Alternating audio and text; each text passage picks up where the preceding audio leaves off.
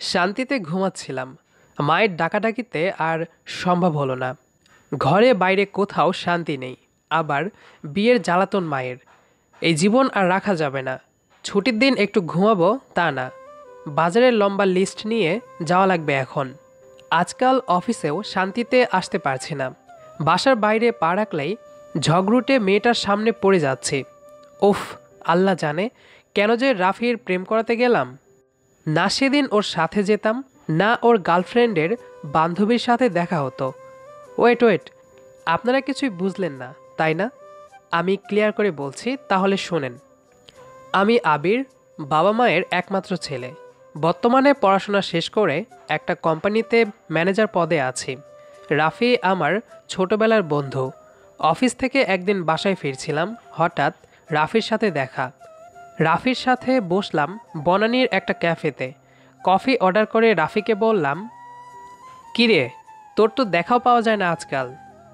রাফি কিছুটা কাচুমাচু হয়ে আমার হাত ধরে বলে, বন্ধু, আমি না অনেক বড় বিপদে আছি। তুই ছাড়া আমাকে কেউ বাঁচাতে পারবে না। বিপদে মানে? এই, আবার কোথাও আকাম করে আসিসনি তো? আমার কথাই রাফি মুখটা অসহায়ের মতো করে বলে, সেই জন্য তো মেয়ে লাগবে। আমার তো সেটাই হচ্ছে না। আমি ভ্রুকুচকে বিরক্ত নিয়ে বললাম, হয়েছে কি সেটা বল। অফিস থেকে ফিরছি আমি, খুব ক্লান্ত ভাই। রাফি নড়ে চড়ে বসে একটু একটু বাঁকা হাসি দিতেই আমার বুকের ভেতর কামড় দিল। এভাবে হাসা মানেই নিশ্চয় বড় কিছু হয়েছে। আমি হাত ছাড়িয়ে উঠতে গেলেই আরও শক্ত করে চেপে ধরে হাত। এক প্রকার মিনতি করে বলে, বন্ধু, আমি সাথীকে ভালোবাসি, কিন্তু সাথীর বান্ধবী মিলি আমাকে প্রেম করতেই দিচ্ছে না। বন্ধু শোন, সাথীকে ছেড়ে আমি একদম বাঁচবো না। তুই আমার সাথে চল প্লিজ। আমি অপ্রস্তুত হয়ে বললাম, যাব মানে? কোথায় যাব? হ্যাঁ, আজ সাথীর জন্মদিন, তাই এখানেই আসবে ওর বান্ধবী মিলিকে নিয়ে। তুই মেয়েটাকে বুঝা, আমি সাথীকে ভালোবাসি। আমি পড়লাম মহা ঝামেলায়। এক প্রকার বাধ্য হয়ে রাজি হলাম। অনেক সময় ধরে বসেছিলাম, হঠাৎ কাচের দরজা ঠেলে দুটো মেয়ে ভেতরে এলো। দুজনেই যথেষ্ট সুন্দর, কিন্তু পিছনে থাকা মেয়েটা একটু বেশি কিউট। মেয়ে দুজন আমাদের টেবিলেই এগিয়ে এলো। আমি আর রাফি উঠে দাঁড়ালে পেছনে থাকা মেয়েটা উঁচু গলায় বলে, এখানে কেন ডাকলেন আমাদের? মেয়েটার কথাই বেশ রাগ। রাফি গলা ঝেড়ে বলে, মিলি, এভাবে করে কথা বলার কি আছে? সাথীর জন্মদিন তাই ডাকলাম। সাথে হ্যাপি বার্থডে। সাথী লজ্জিত মুখে বলে, ধন্যবাদ রাফি। পিছনের মেয়েটা যে মিলি তা বুঝতে পারলাম। দেখতে যেমন সুন্দর তেমন গুন্ডি টাইপের। সাথীর হাত ধরে রাগী গলায় বলে, এই, এত ঢং করে কথা বলছিস কেন? খুব পীড়িত নাকি? আমি একটু শান্ত গলায় বললাম, এই যে ম্যাডাম, সমস্যা কি আপনার? ওদের মাঝে কথা বলাটা কি খুব দরকার? শুনলাম ওদের প্রেম হতে দিচ্ছেন না। মিলি এবার আমার দিকে তাকায়, পা থেকে মাথা পর্যন্ত তাকিয়ে প্যান্টের পকেটে হাত রেখে ভ্রু উঁচিয়ে বলে, কি সমস্যা তাই না? আপনি কে হিরো? মিলি আহমেদকে প্রশ্ন করছেন? আমি তো পুরাই অবাক। আমি মনে সাহস নিয়ে বলি, রাফি, এটাই সেই মেয়ে তাই না? রাফি মাথা দুলিয়ে বলে, হ্যাঁ বন্ধু, এটাই সেই ডাইনি যে আমার প্রেম হতে দিচ্ছে না। মিলি চোখ বড় করে আমার দিকে তাকায়, রেগে আগুন হয়ে সাথীকে বলে, তুই এখনো দাঁড়িয়ে থাকবি? আমাকে ডাইনি বললো আর তুই চুপ করে আছিস? সাথী একটু ভীতু গলায় বলে, ইয়ে মানে তুই একটু বেশি বেশি করছিস মিলি। রাফি কিন্তু খারাপ ছেলে না। মিলি যেন রাগে কাঁপছে, দাঁতে দাঁত চেপে বলে, কি বললি তুই? আমি বেশি করছি? আমি? বেশি তো করছেন। আমি বুঝতে পেরেছি নিজের এই গুন্ডির স্বভাবের জন্য কেউ প্রেম করছে না, তাই ওদের করতে দিচ্ছেন না। কি বললেন আপনি? আমি কোনটি? এবার দেখুন মিলি কি। আমিও চেতে বলি, দেখি আপনি কি। মিলি ওদিক এদিক তাকিয়ে টেবিলের ওপর থাকা পানির বোতলের মুখ খুলে সব আমার গায়ে ছুঁড়ে মারল। আমি কিছু সময়ের জন্য স্তব্ধ হয়ে যাই, হাঁ করে চেয়ে থাকি। আমার মাথা থেকে পা পর্যন্ত ভিজিয়ে দিয়েছে। আমি রাগে দাঁতে দাঁত চেপে বলি, এটা কি হ্যাঁ? আবির চৌধুরীকে পাবলিক প্লেসে অপমান? মিলি হেসে উঠে তার শার্টের হাতা তুলে বলে, অন্ধ নাকি? দেখেন না কি করলাম। আমিও রাগে জিদে পাশের টেবিল থেকে এক গ্লাস পানি ছুঁড়ে মারি। বলতে পারেন রং ছাড়াই হোলি খেলা আর কি। মিলি ভাবতেও পারেনি আমি অমনটা করব। শুরু হলো ছোটোখাটো মারামারি, ঝগড়া এবং একসময় মিলি কোথায় থেকে যেন একটা মোটা লাঠি নিয়ে ছুটে আসে। আমি ডানে বামে না তাকিয়ে দিলাম দৌড়। আমার পিছু পিছু মিলিও ছুটে। রাস্তায় সুন্দরী একটা মেয়ের দৌড়ানি খাওয়া যে কত সম্মানের, না খেলে বুঝবেনই না। সেদিনের মতো বেঁচে ফিরি। বাসায় এসে রাফিকে ইচ্ছে মতো গালাগালি করি, আর একটু হলেই প্রাণটা যেত আমার। দুদিন পর অফিসে যাচ্ছিলাম। ওমা, মাঝপথে দেখি মিলি দাঁড়িয়ে আছে। আমাকে দেখেই হেসে বলে, কেমন ছিল সেদিনের দৌড়ানি?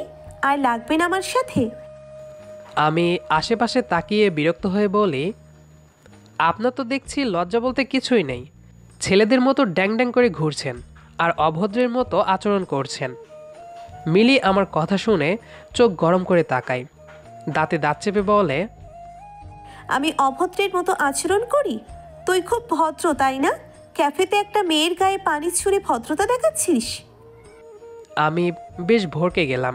নিমিষেই রাগে বলি, মেয়ে আর আপনি সুন্দরী হলেই মেয়ে হয়ে যাবেন নাকি? আপনি আস্ত একটা গুন্ডি। মেয়েদের ছিটে ফোঁটাও নেই আপনার মাঝে। কথাগুলো চোখ বন্ধ করে বলে সামনে তাকিয়ে দেখি বেশ বড় সাইজের ইটের টুকরো নিয়ে দাঁড়িয়ে আছে মিলি। রাগে চোখ লাল হয়ে আছে। আমি ডানে বামে না তাকিয়ে আবারও ছুটতে লাগলাম আর চেঁচিয়ে বললাম, তোর জীবনেও বিয়ে হবে না গুন্ডি মেয়ে। জানি না মিলির চেহারা কেমন হয়েছে, আমি শুধু জীবন নিয়ে পালাই। কি কপাল আমার। এভাবে আরও 3 দিন অফিসের পাশেই ধাক্কা খাই, আর আমি প্রতিবার পালিয়ে আসি। একদিন ঠিক করলাম এর একটা বিহিত করা উচিত। সাহস করে সাথীর থেকে মিলির বাবার নাম্বার নিলাম। বিকেলে ধীরে সুস্থে কল দিয়ে বলি, আপনার মেয়ে তো পাগল হয়ে গেছে বিয়ের জন্য। আমাকে রাস্তায় দেখলেই আই লাভ ইউ বলে জড়িয়ে ধরতে আসে। এমন ছেলে আর গুন্ডি মার্কা মেয়ে কেউ বিয়ে করবে না আঙ্কেল। শুধু আমি না, আমার বন্ধুদেরও ধরেছে সে। এটা কি ভদ্রলোকের সন্তানের কাজ?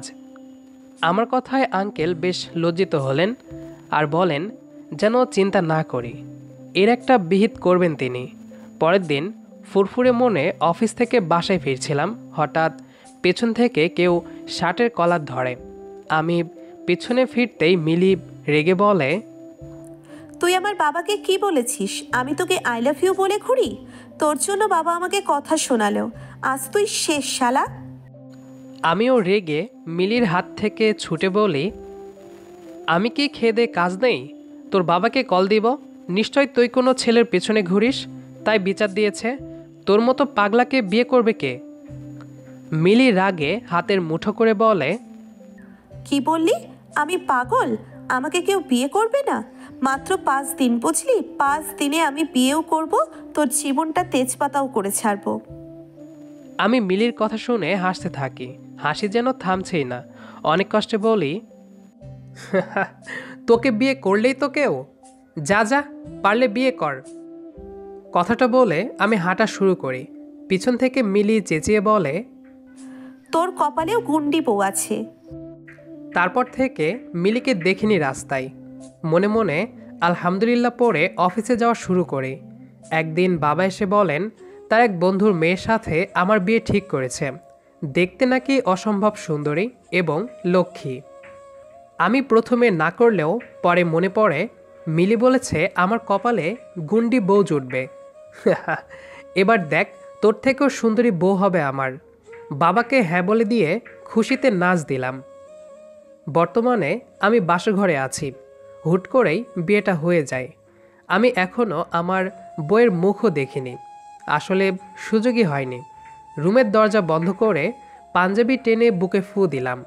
কেমন লজ্জা লজ্জা লাগছে। মনে মনে খুশিও হলাম। হিরো হিরো ভাব নিয়ে বিছানায় বইয়ের সামনে বসলাম। এক হাত লম্বা ঘোমটা দেওয়া।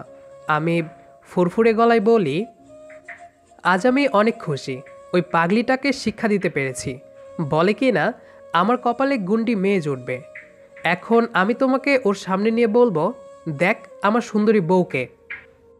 আমার বউ ঘোমটার ভিতর থেকে বলে, ওহ তাই নাকি? তা পাগলিটা কে শুনি?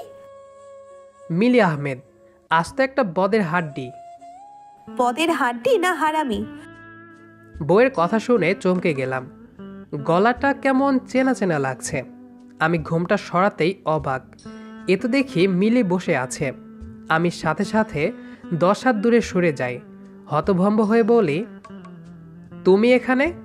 আজ তো আমার বাসরাত, নিশ্চয় আমার বউকে কিছু করেছো তুমি।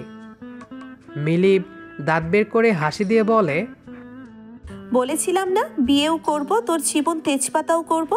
দেখ এবার সারা জীবন কি করি আমি। আয়, বাসর করবি না? আমি হতভাগ হয়ে গেলাম। শেষে কিনা এত বড় ভুল করলাম। মিলি আমার কলার ধরতেই আমি ঠাস করে ফ্লোরে পড়ে গেলাম, যার মানে আমি জ্ঞান হারালাম। যখন জ্ঞান ফিরল তখন নিজেকে বিছানায় আবিষ্কার করলাম। চারপাশে তাকাতেই দেখি আব্বু, আম্মু আর মিলি দাঁড়িয়ে আছে। আম্মু প্রায় কাঁদবে ভাব। আব্বু গম্ভীর মুখ করে আমার দিকেই তাকিয়ে আছে। মিলি চিন্তিত, কিন্তু কি নিয়ে জানি না। আব্বু আমাকে জিজ্ঞেস করে কি হয়েছে। আমি এক লাফে উঠে বসি, অসহায় মুখে বলি, বাবা এটা না করলে কি হতো না? শেষে কিনা এই ডাইনি গুন্ডি মেয়ে বউ হলো আমার। আমার কথায় মিলি চোখ বড় করে তাকালো। আব্বু 2-4টা ঝাড়ি মেরে চলে গেলেন। আম্মুও ধমক দিল। এখন আমি পুরাই বেচারা হয়ে গেলাম। মিলি আমার পাঞ্জাবির কলার চেপে ধরে মৃদু ধমক মেরে বলে, আমি ডাইনি তাই না? এখন দেখবে এই ডাইনি কি হাল করে সোনা। আমি ভয়ে ভয়ে মিলিকে বলি, এখন তো আমরা স্বামী স্ত্রী তাই না? কি দরকার এইসব বলার? মিলি চোখ পাকিয়ে তাকালে আমি একদম চুপ হয়ে যাই। বিয়ে যখন করেছি কি আর করার। দিনরাত মিলি এখন আগের থেকেও বেশি দৌড়ের ওপর রাখে। কিভাবে যে বিয়ের 3 মাস চলে গেল জানি না। তবে মেয়েটাকে আমি খুব ভালোবাসি। সেদিন অফিস থেকে ফেরার পথে সামান্য আঘাত পেয়েছিলাম। সে কি কান্না! আমাকে কতবার সরি যে বলেছে মিলি আমি নিজেও জানি না। সেদিনের পর একটা ভয়ও পেয়েছে মিলি। এখন আর গুন্ডামি করে না, উল্টো আমার যত্ন করে। সব মিলিয়ে এখন আমরা ভালোই আছি। আর হ্যাঁ, এখন আমাদের মাঝে নতুন মেহমান আসতে চলেছে। সবাই দোয়া করবেন। আমাদের আজকের গল্পটি আপনার কাছে কেমন লেগেছে সেটি অবশ্যই কমেন্ট করে জানাবেন।